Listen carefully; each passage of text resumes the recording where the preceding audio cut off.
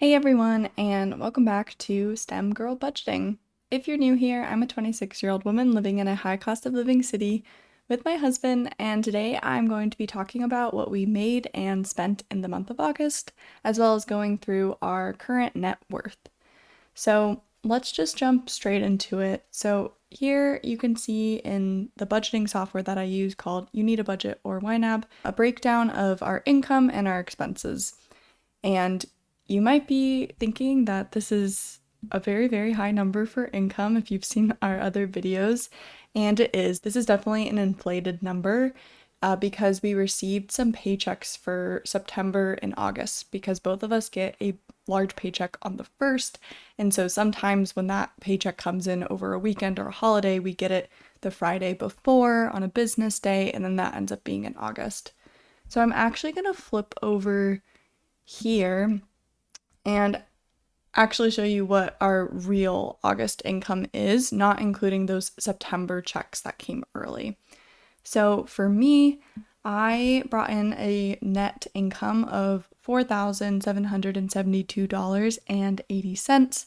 So I am a PhD student and I do get a living stipend. So I get a stipend of about $4,000 a month gross.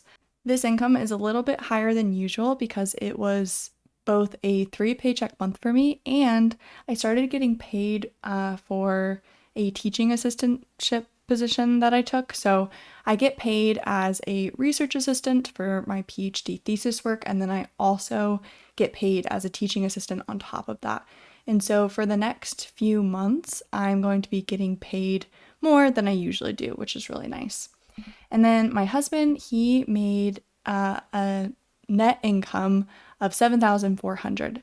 So he is a contractor, and so this is what he made minus the taxes that we automatically set aside to pay, but this is before any kind of retirement contributions, health insurance, HSA contributions, and we do all of that ourselves. And if you're interested in how we handle all of that, go ahead and check out some of my prior budgeting videos. And then we also received a check deposit of about $1,000, and this was a security deposit that we made on our apartment. So our landlord has a policy that if you make below a certain income, you have to have a security deposit. And my husband got a raise. Well, sorry, not a raise. He changed jobs completely in May and actually doubled his income. So he used to make like half of this. And because his income increased so much, the landlord was like, oh, I'll go ahead and refund your security deposit because we don't need that on file. And so this was just that refund. It was about half a month's rent minus a couple of things that we had to pay out of it. And then lastly, we have interest and cash back. So this is both interest from our high yield savings account and then also cash back from credit cards that we use. We put all of our spending on credit cards so that we can get both travel points and cash back. And so we made a total of $198.72 this month. And so our total income for the month of August was $13,384.35. Now, this is a really, really high number. I don't think we've never made this much money in a month before. It's absolutely insane. And we're very, very grateful. But our spending for this month definitely doesn't reflect this number. And one of those reasons is because we live on last month's income. And so for the month of August, we were actually spending our July paychecks. And so just for context, let me unhide this. In July, we made $10,565.15. And so I feel like our spending breakdown is much more reflective of this number just because we do choose to live on last month's income because it makes budgeting and cash flow much easier to do that in the budgeting software that we use. Okay.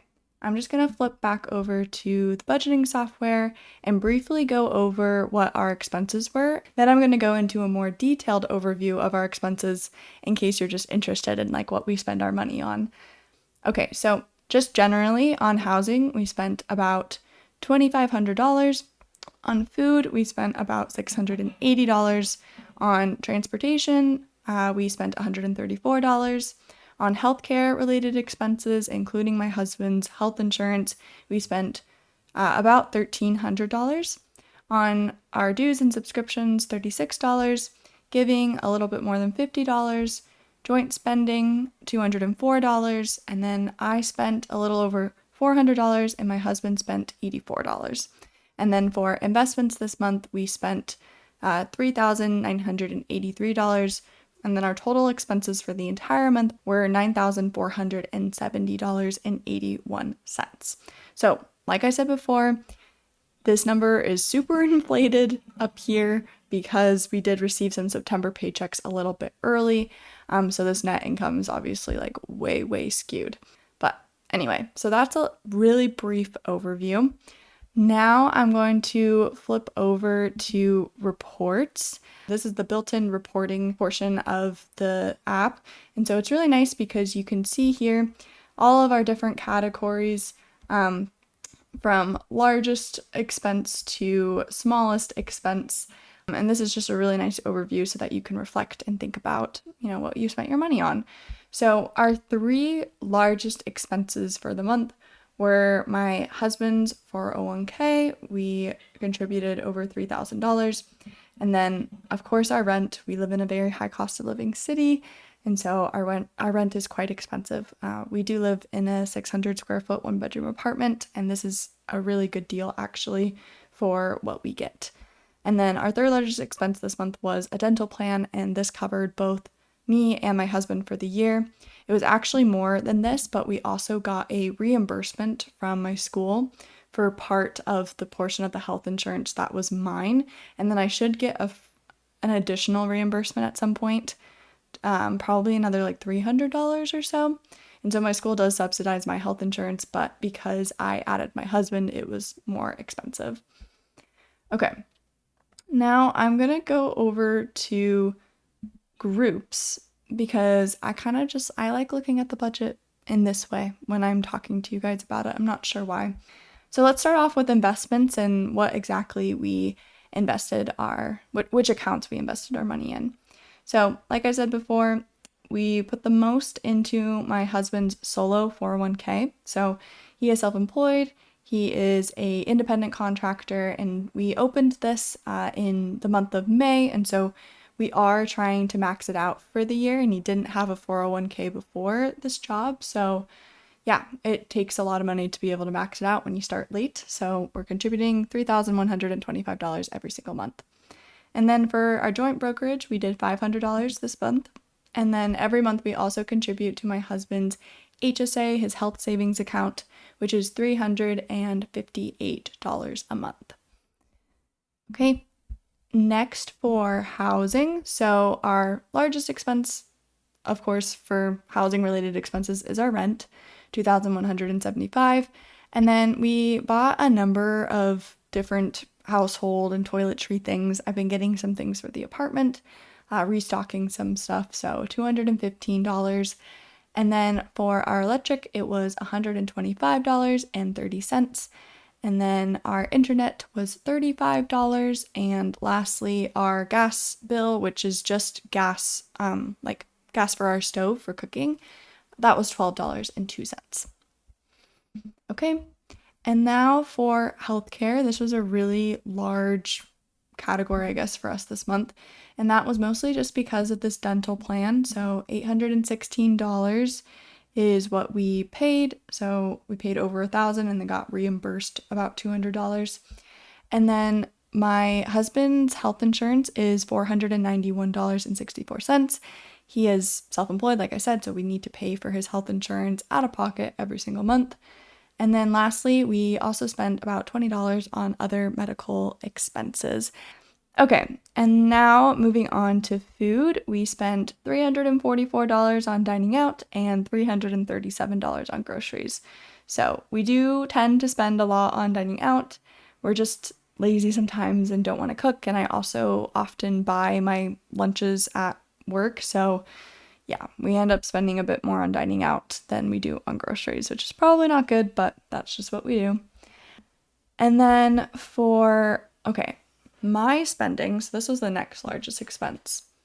So I am going on a trip with a couple of my friends and we booked our hotel. So this is just for 2 nights. It's just a really expensive city that we're going to. But that was $274. And then for guilt-free spending, I spent just some money on some various different things and I ended up returning almost all of it. So I can't even remember what it was. Oh yeah, I like got a shake and I got some binders and this like Polaroid photo album, but I ended up returning it. And then I got like a hat. Anyway. And then for movies, so yes, I do have a category for movies because it's a huge hobby of mine and I just like to see how much I spend on it per year because it's interesting. But I saw 2 movies in the month of August. I saw Weapons and I saw Sorry Baby. They were both really great movies. Weapons was just kind of a fun thriller type movie. I really enjoyed it. It wasn't like life-changing or anything, but I found it very entertaining. I thought the acting was great. It was a good solid movie. Sorry Baby, if you didn't see this movie, I mean, it depends on what kind of movies you like, but I thought this movie was so amazing. It was probably the best movie I've seen this year and last year. It was just about a woman dealing with like PTSD, and I thought I don't know, it was just so raw and it made me cry like multiple times, and it was beautifully shot and very well acted. And yeah, I strongly recommend this movie. I thought it was so good. Okay. And then lastly, I bought some clothing items and I also returned some clothing items, and then that net $20 this month. Okay, and then next we have joint spending, and so we booked an Airbnb for a trip we're going on this weekend. So yeah, we're traveling for a friend's wedding, and this was the first half of our Airbnb.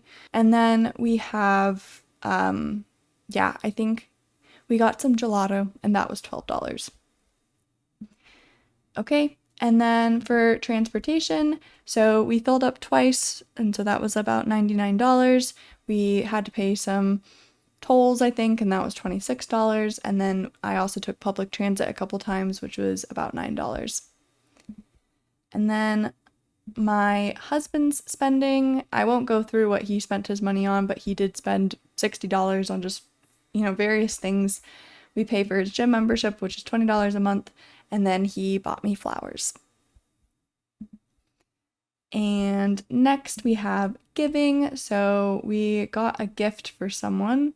Oh, we got 2 gifts for someone. So, oh yeah, we got gelato with my younger brother, and of course, and I'm the type of sibling that like if I go anywhere with my younger siblings, I'm gonna pay for them. So yeah, we bought my younger brother gelato, and then I got some Christmas gifts actually for my sisters. They really wanted hats of the university that I'm getting my PhD at. So it says the university name and then it says sis. And they just thought those hats were really funny and they wanted them. So I decided to get them those, and that's going to be part of their Christmas present. Okay. And then lastly, dues and subscriptions. So $24 on our various streaming services, and then we have 2 cloud subscriptions, so iCloud and then Google One. And that's it for our spending. So that is a total of $9,470.81. And I'm just going to go ahead and remove investments so you can see what we spent our money on things that aren't, building our net worth, which is a total of $5,487.81. So pretty good for this month.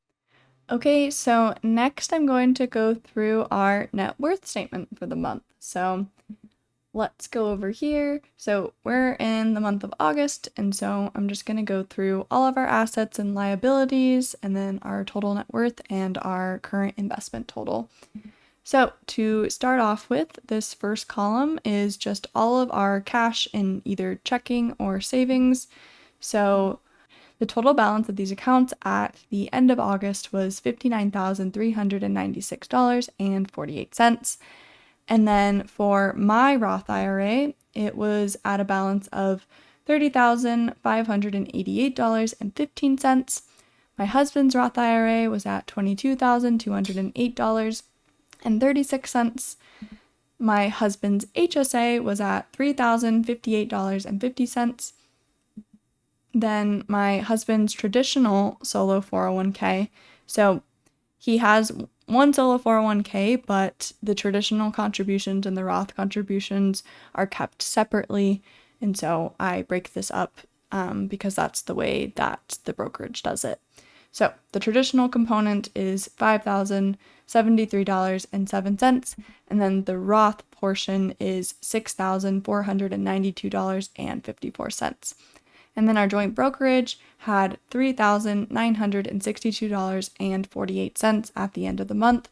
So our total assets were $130,779.58. And then our liabilities, so we do use credit cards to pay for everything, and the balance at the end of August was $3,310.14. And then we don't have any other liabilities. So for our liabilities, though, I also like to deduct our tax savings. So because my husband is self-employed, and then also for part of my stipend as a PhD student, they don't withhold taxes. And so we have to save a lot of money for taxes every single month, and then we pay estimated tax payments quarterly. And I like to deduct this from our net worth so that it doesn't skew our net worth, because we do owe the government this money, and so I like to just subtract it. And so the total at the end of August for our tax savings was $9,380. And so our total liabilities were $12,690.14, which brings our net worth to $118,089.44. And so this is an increase of 9.47% from last month, and we are up 39.85% year to date, which is so cool. And you can see here back in January, we were at $84,400, which was still amazing. And it's just so cool that it's grown so much. And this is really just thanks to my husband getting a new job and working as hard as he does. And then obviously I'm the one of us who likes to manage our finances, and I definitely take the initiative in being like, oh, we should invest more. But I obviously wouldn't be able to do this if my husband wasn't able to earn, so much money. So I'm very, very grateful. I'm also very grateful that we don't have a lot of debt and that we were able to pay our way through school. Because we do care about investing so much, I also like to separate out just how much of this is investments. And so our total investment portfolio at the end of August was $71,383.10. And this is an increase of 96.88% year to date, which is so cool. So we did end up reallocating some of our cash to investments back in May, I think, and then we've just been able to invest a lot more aggressively since my husband changed jobs. And so I feel like this is really exciting. We're on track to hit 100,000 invested by February or March, I think. So yeah, I'm just really grateful and really excited about this.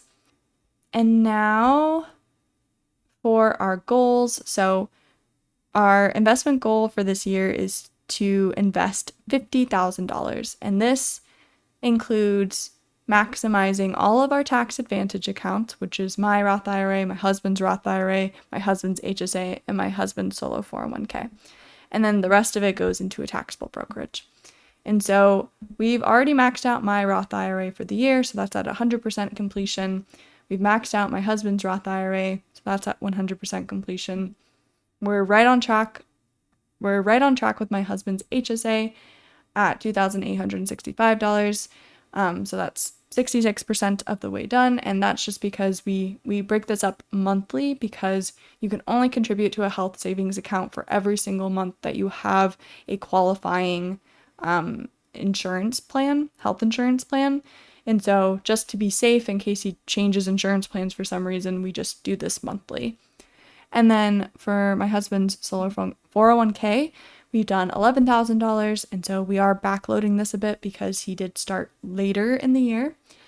And then for the taxable brokerage, we're at $3,700. And so our percent completion, or I guess our total invested so far, is $31,565, which is crazy. I can't remember how much we invested last year, but it really was not that much. We did last year, let's think, because last year we did max our Roth IRAs, but I'm pretty sure we still invested less than $20,000. And now we're already over $31,000, and I think we're going to surpass our $50,000 goal this year just because of the additional income that I'm getting from my teaching assistant position. So yeah, I'm just really excited and happy about this. So yeah, you can see this illustrated right here, and yeah, we seem to be right on track for all of these goals, which is amazing. Okay, and then the last thing that I'm going to do before we end is just copy this number and throw it into a couple of calculators. So this is a calculator that I just made in a Google Sheets, and so I like to take the money that we have invested and see what it could become by our retirement age. So both me and my husband are 26 years old, and our normal retirement age would be 67 because we live in the United States, and that's just what the government says is full retirement age right now. And our current investments, I will copy that, $71,383. And so assuming a 10% rate of return, which you might think is high, I'm just putting that for fun, with a 3% inflation rate and a 4% withdrawal rate, we would have an ending balance at retirement of $1.2 million, which is so cool. And then with this 4% withdrawal rate, that would be an annual withdrawal amount of about $50,000 or $4,000 a month. So I just think that this is really, really awesome. I'm really happy with this, and right now, our major goal is actually to hit Coast Fire as quickly as possible. And so I'm going to go over to this calculator really fast and drop our current investments in here. So Coast Fire is when you have enough money in your investment portfolio that you don't need to contribute any more money in order to retire at whatever your target retirement age is. So if we want to retire at age 67 and spend $120,000 in retirement, we would need to have $3 million in today's dollars at retirement age. So obviously we have to adjust for inflation, and this, formula accounts for all of that. And so according to these numbers in this calculator, if we currently had at our current age $172,000 invested, we wouldn't need to contribute any more money, and that money would just compound over time from being invested in the market, and it would hit $3 million in inflation adjusted $3 million by the time that we hit 67.